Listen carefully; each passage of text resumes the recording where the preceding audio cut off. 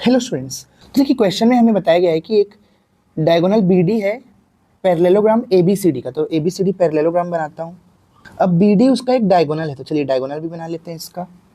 उसके बाद लिखा है कि ये intersect the line segment AE at the point F. तो अब ये एई लाइन सेगमेंट को पॉइंट एफ पर इंटरसेक्ट करता है, जहाँ पे ई पॉइंट जो है वो बीसी में से कहीं पर भी हो सकता है।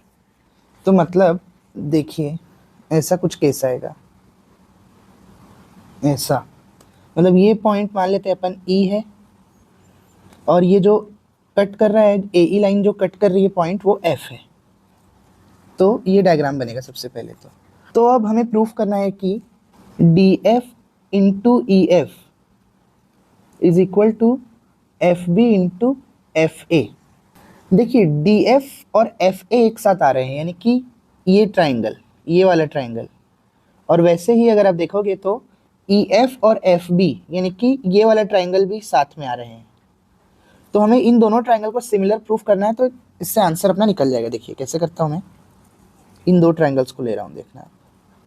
एक ट्राइंगल ए एफ डी हो गया और एक ट्राइंगल बी एफ ई, इन्हें सिमिलर प्रूफ करना है हमें। तो कैसे करेंगे? तो देखिए सबसे पहले तो वर्टिकली अपोजिट एंगल्स हो जाते हैं जो दोनों सेम रहते हैं। तो एंगल ए एफ डी जो होगा वो एंगल बी एफ ई के बराबर होगा, वर्टिकली अपोजिट एंगल्स। अब देखिए क्या दिया हुआ है कि जो ये फिगर है ये पैरेललोग्राम की फिगर है। अब पैरेललोग्राम के आमने सामने की जो साइड्स रहती है, अपोजिट साइड्स रहती है, वो पैरेलल रहती है। पैरेलल रहती है तो हम अल्टरनेट इंटीरियर एंगल वाला फॉर्मूला यूज कर सकते हैं कि देखिए दो लाइन अगर पैरेलल हैं तो ये वाला जो एंगल रहता है थीटा, ये इस थीटा के बराबर रहता है, मतलब अल्टरनेट इंटीरियर एंगल्स बोलते हैं इन्हें। तो अगर ये दोनों लाइंस पैरेलल होंगी देखिए, तो यहाँ वाले दोनों एंगल भी बराबर होंगे। तो सेम यही रूल मैं यहाँ पे अप्लाई कर देता हूँ। तो देखिए ये दोनों अपोजिट साइड्स हैं पैरेललोग्राम की।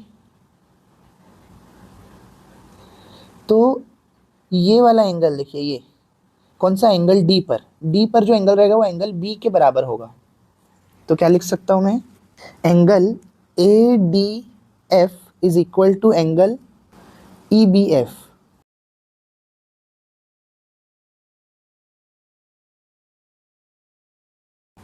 तो देखिए इसका रीजन क्या लिखेंगे, अल्टरनेट इंटीरियर एंगल्स। तो एंगल सिमिलैरिटी से देखिए ये वाला कौन कौन से एंगल को मैंने इक्वल किया, ये वाला जो एंगल रहेगा वो बी पे जो एंगल है उसके सिमिलर रहेगा, इक्वल रहेगा। देखिए क्योंकि ये आमने सामने की जो लाइंस है वो पैरेलल है, तो अल्टरनेट इंटीरियर एंगल्स बना रही है। तो दो एंगल अगर इक्वल प्रूफ हो जाते हैं किन्हीं दो ट्राइंगल्स के, तो वो दोनों ट्राइंगल सिमिलर होते हैं एंगल सिमिलैरिटी से। तो मैं लिख लेता हूँ। तो देखिए जो ट्राइंगल ए एफ डी होगा वो ट्राइंगल ई एफ बी के सिमिलर होगा। तो अब क्योंकि दोनों ट्राइंगल सिमिलर प्रूफ हो चुके हैं, तो जब दो ट्राइंगल सिमिलर रहते हैं तो उनकी साइड्स का रेशियो भी इक्वल होता है। इसीलिए मैं लिख सकता हूँ A F upon F E जो है वो सिमिलर होगा D F upon F B के। मतलब कि देखिए ए एफ और एफ ई इनका रेशियो और डी एफ और एफ बी इनका रेशियो सेम होगा, और इवन तीसरी साइड का भी रेशियो सेम होता। मतलब ये A D upon B E भी होता, पर उसका कहीं काम नहीं है, इसलिए मैं तीसरी साइड को नहीं ले रहा हूँ। पर अगर कुछ रहता तो ये भी ट्रू होता कि ए डी और बी ई इनका रेशियो भी इक्वल ही आता, पर इसका भी काम नहीं, तो मैं अभी प्रूफ से हटा देता हूँ इसको। बस अब यहाँ क्रॉस मल्टीप्लाई करना है, फिर जो प्रूफ करना है वो आ जाएगा।